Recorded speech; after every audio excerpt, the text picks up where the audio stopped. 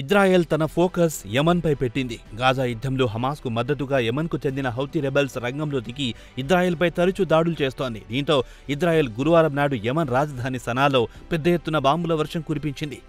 అక్కడి చమురు డిపోలను ధ్వంసం చేసింది. వెంటనే అమెరికా కూడా రంగంలో దిగి కొత్త రకం ఆంక్షలను విధించింది. US department of the treasury గురువారం నాడు హౌతీ సెంట్రల్ బ్యాంక్ గవర్నర్ హాషెం అల్ మదానీపై భారీ జరిమానాలు విధించింది. కాగా సనా ఆర్థిక వ్యవస్థను మొత్తం కంట్రోల్ చేసేది మదానీ. హౌతీ అధికారులు, వారికి సంబంధాలున్న కంపెనీలపై కూడా ఆంక్షలు విధించింది అమెరికా. కాగా వీరంతా ఆయుధాలు, విడి భాగాలను కొనుగోలు చేసి హౌతీ మిలిటెంట్లకు అందిస్తున్నారని అమెరికా ఆరోపిస్తోంది.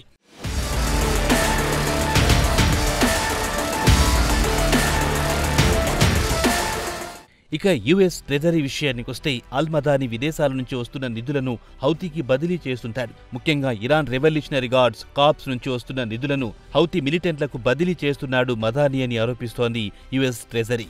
ఇక యమన్ విషయానికొస్తే అక్కడి 2 సెంట్రల్ బ్యాంకులు ఒకదానితో ఒకటి పోటీ పడుతుంటాయి. ఒక సెంట్రల్ బ్యాంక్ హౌతీ అదుపులో ఉన్న యమన్ రాజధాని సనాలో ఉంది. కాగా సనా విషయానికొస్తే ఇక్కడంతా రెబల్ కంట్రోల్లో ఉంది. మరో సెంట్రల్ బ్యాంక్ ఏడెన్లో ఉంది. ఇక ఈ ఏరియా విషయానికొస్తే ఇక్కడ అంతర్జాతీయంగా గుర్తింపు పొందిన ప్రభుత్వం అదుపులో ఉంది. దీంతో పాటు హౌతీ వ్యతిరేక గ్రూప్ ఇక్కడ పాగా వేసుకుని ఉంది.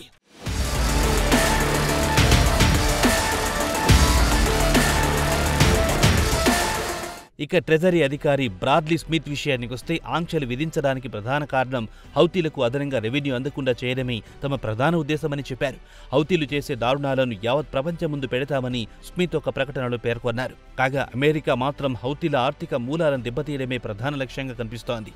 అదే సమయంలో అమెరికా, ఇజ్రాయెల్ మిలిటరీ దళాలు యమన్ మిలిటరీ కంట్రోల్ చేస్తున్న ఏరియాలపై పెద్ద ఎత్తున దాడులు చేయాలని నిర్ణయించాయి. ఇక అమెరికా విధించే జరిమానాల విషయానికొస్తే అమెరికాలో ఉండే కంపెనీలు, వ్యక్తులు ఇక్కడ నుండి యమన్తో ఆర్థికపరమైన లావాదేవీలు నిర్వహించడం రాదు. ఇక అది చట్ట వ్యతిరేకమవుతుందని స్మిత్ వివరించారు. ఇదిలా ఉండగా ఇజ్రాయెల్ సనాపై పెద్ద ఎత్తున బాంబుల వర్షం కురిపించిన తర్వాత అమెరికా యమన్పై ఆంక్షలు విధించడం గమనార్హం. కాగా గురువారం సనాలో పవర్ స్టేషన్, చమురు స్టోరేజ్లపై దాడులు చేసింది. ఈ దాడిలో ఇక్కడ సుమారు 9 మంది మృతి చెందారు.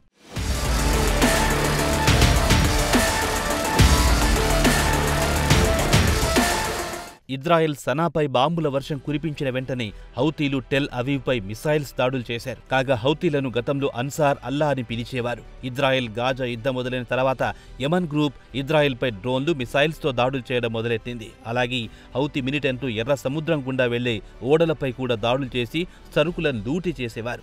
పాలస్తీనాకు సంఘీభావంగా తాము ఓడలపై దాడులు చేశామని తమ చర్యను సమర్థించుకుంటుంది. ఇదిలా ఉండగా ఎర్ర సముద్రంలో ఓడల రాకపోకలకు ఆటంకం కలిగించడంతో అమెరికా, బ్రిటన్లు కొన్ని నెలల పాటు హౌతీలపై దాడులు చేశాయి. ఇదిలా ఉండగా వాషింగ్టన్ కూడా హౌతీలను ప్రత్యేకంగా గ్లోబల్ టెర్రరిస్టుల జాబితాలో చేర్చింది. దీంతో ఈ గ్రూప్ను ఆర్థికంగా దెబ్బకొట్టాలనేది అమెరికా ప్రధాన ఉద్దేశంగా కనిపిస్తోంది. అమెరికా ఎన్ని ఆంక్షలు విధించినా హౌతీలపై పెద్ద ప్రభావం కనిపించడం లేదు. తమ టెర్రర్ దాడులను ఏమాత్రం తగ్గించడం లేదు. పెచ్చు మరిన్ని పెంచుతూ పోతోంది.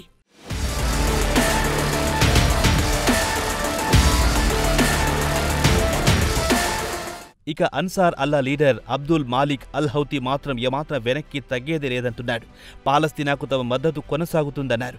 ఇజ్రాయెల్, అమెరికాను ఛాలెంజ్ చేస్తామని, తమనెవ్వరూ ఆపలేరని ఆయన టెలివిజన్లో మాట్లాడుతూ చెప్పారు. శత్రువులు ఎలాంటి నిర్బంధాలు విధించినా తాము లెక్క చేయమన్నారు. తాము యుద్ధంలో ఉన్నాం, దీర్ఘకాలం పాటు పోరాడడానికి సిద్ధంగా ఉన్నామన్నారు అబ్దుల్ మాలిక్ అల్ హౌతీ. కాగా గురువారం సాయంత్రం ఇజ్రాయెల్పై మరోమారు డ్రోన్తో దాడి చేసింది యమన్ మిలిటెంట్ గ్రూప్. శత్రువులతో దీర్ఘకాలం పాటు పోరాటానికి వచ్చామన్నారు. ఇదిలా ఉంటాయి, పాలస్తీనా గ్రూప్ అధికార ప్రతినిధి యమన్ మిలిటెంట్ గ్రూప్ను ప్రశంసలతో ముంచెత్తింది. ఇజ్రాయెల్ను టెర్రరిస్టుగా సంబోధించింది హమాస్ ఖాసిం బ్రిగేడ్. ఇదిలా ఉండగా యునైటెడ్ నేషన్స్ నిపుణులు రైట్స్ గ్రూప్ గాజాను ఇజ్రాయెల్ ధ్వంసం చేయడం పట్ల మండిపడింది. పాలస్తీనాతో యుద్ధం మొదలైన తర్వాత అమెరికా ఇజ్రాయెల్కు $17.9 బిలియన్ల ఆర్థిక సాయం అందించిందని ఆరోపించింది.